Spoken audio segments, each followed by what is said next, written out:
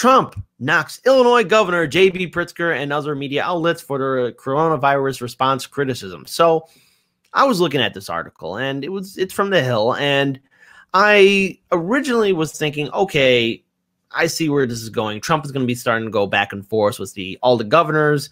Most notably, he's been targeting and basically chastising and yelling at Illinois governor, our governor, J.B. Pritzker.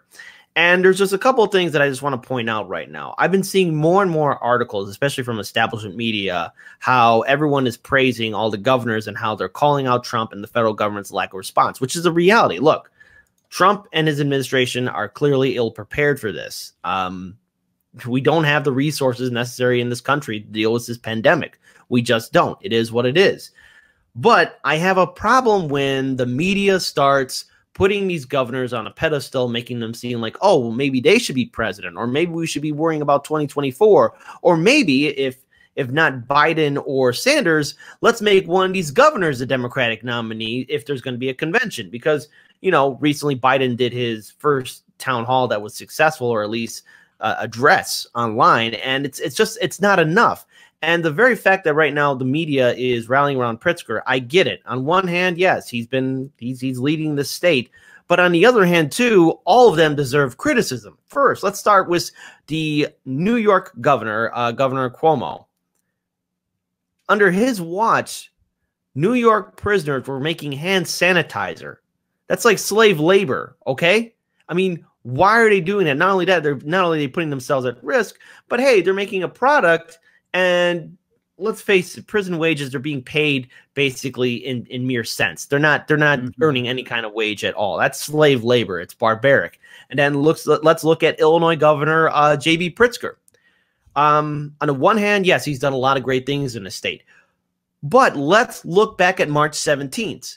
He should have postponed the primaries. He should have canceled them. He should have told people to go home. We're still going to have a primary. We're just going to postpone them. By allowing the Illinois primaries to happen on March 17th, Illinois State Governor J.B. Pritzker willingly put people at risk. People put themselves at risk just to vote because people, you know, they want to participate. But as governor, he should have stopped it. Because now we don't know how many people are contaminated. We don't know how many people they have contaminated.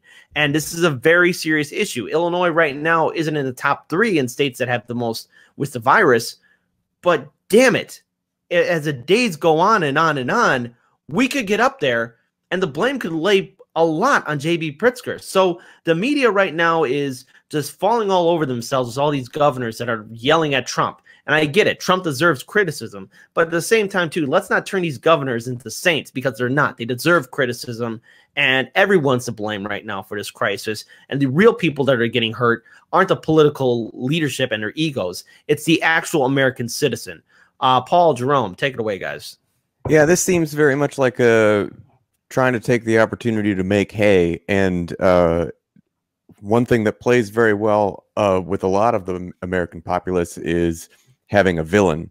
And it's nice to say, look at this, bad thing happened, and that guy was supposed to be in charge and he failed. Let's do a negative ad on this person. And it's like, there's plenty of blame to go around, right? Illinois could have handled this better. We could have handled this better on election day. Kit, you listed numerous things, but it was the Trump administration that defunded a lot of CDC programs, including ones that operated in China that could have helped us significantly. There's a lot of blame to go around. Yeah, everyone's to blame. So yeah, trying to make politics out of this is, spinning your wheels. It's not helping anything. It's just posturing. I don't know. That's all it is posturing. Yeah. That's my take. It's weird because we just were not prepared for any of this. We weren't prepared for any of it. And it was a weird moment when I voted here in Illinois, because there was part of me that was like, I need to go and do this because they're not postponing the vote. I got to go out there and do what I have to do. At the same time, I'm walking in there and, nobody is really prepared. People were sharing pens. Nobody was wiping the screens down. Yeah, and I get it. There was a line out the door. I mean, nobody was social distance. Nobody was distancing distancing themselves altogether, right? We were just standing in a line, doing what we got to do. And I don't know. That's really all I have to say there. It's just, it's been a mess, and it's still a mess. And I just don't know where we go from here. Well, again, I want to be clear especially when I'm being critical towards the governors. You know, everyone is to blame. Trump definitely deserves most of the blame. All right. I mean, let's look at his administration. His administration refuses to address climate change. My problem is then right now everyone's looking at the Democrats, or at least the current governors, and making them into saints. And I'm against that. These individuals deserve criticism. Look, and again, J.B. Pritzker has done a lot of good things in our state. The one thing that people need to remember, especially as this pandemic grows, is who did the most to make sure that people wouldn't be infected. And stopping the Illinois primary, he should have done that, because we don't know how many people are contaminated. We don't know. I went ahead and voted on March 17th.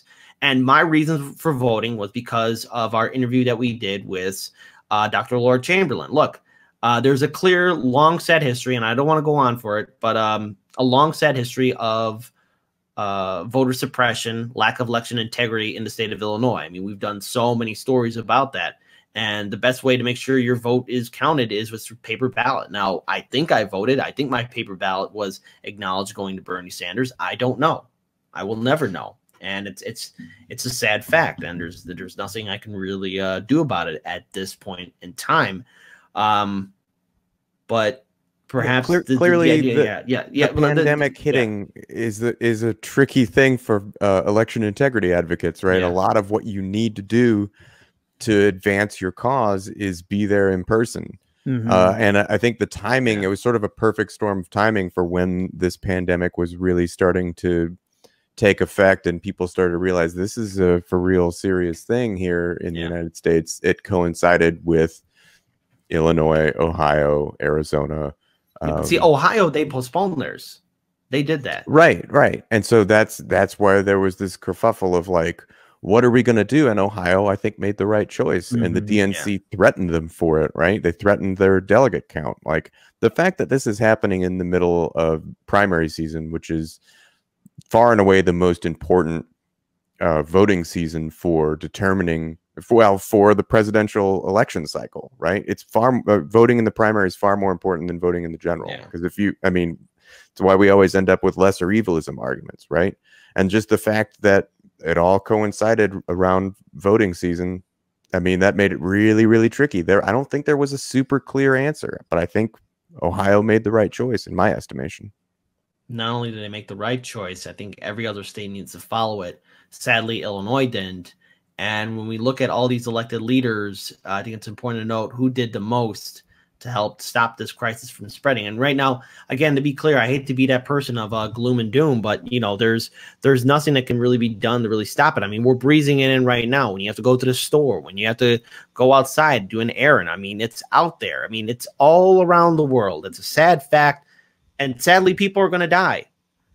People are going to be, out of work. And I don't like saying this, but it's important which governor does the most to stop it from spreading the most. Because Trump and his administration, they're not going to do anything about it. And it is what it is at this point. Just a quick question. So how many states are left for the primaries? And I guess at that point is when are they even going to hold them? It's just crazy right now. I know that Louisiana postponed theirs, and a few other states have just begun to postpone theirs too. I think New York, I would be surprised if New York even holds their primary. Because they're on a 3-month lockdown. They're on a 3-month lockdown, so that's a thing, unfortunately. And how many cases? And I think we actually talked about it earlier. How many people right now in New York? There's over 20,000 cases in New York right now. Somebody even put a little fact there saying that New York City has more cases than all of South Korea.